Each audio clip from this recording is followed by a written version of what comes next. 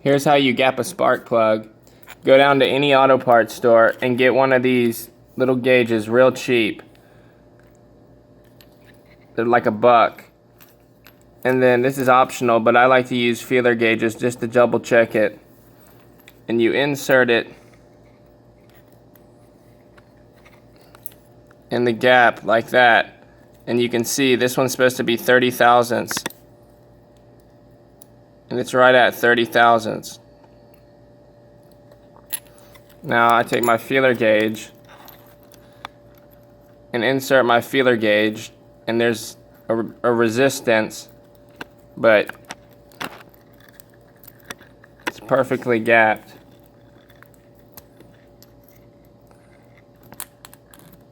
Now you see it slides in and out. So this one's gapped to 30 thousandths. Now when you check this gap, if it isn't within the specification, you go to the gap opener part of the tool and you insert it in here like this, and be careful not to hit the electrode.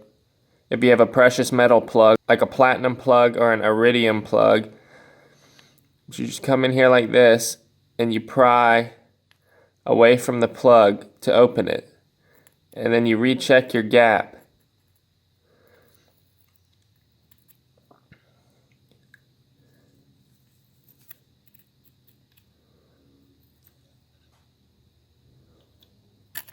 And if you need to close it up some, then I'm going to use this as a demonstration, but obviously don't do it against concrete.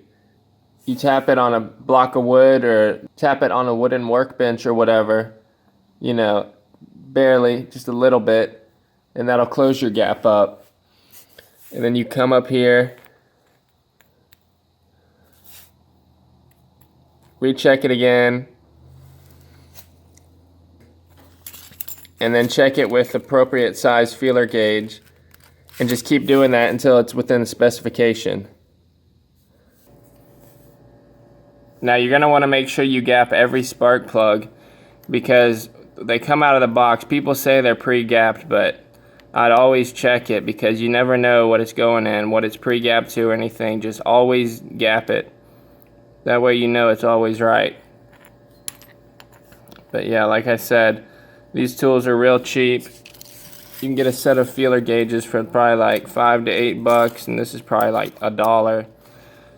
And check it every single time, because you never know what it's set to. See, 30 thousandths. So yeah, just put this back in whatever you're working on and it should be good to go. When you go to reinstall your spark plug and whatever you're working on, it's also a good idea to put some anti-seize on it. Now this is spark plug anti-seize.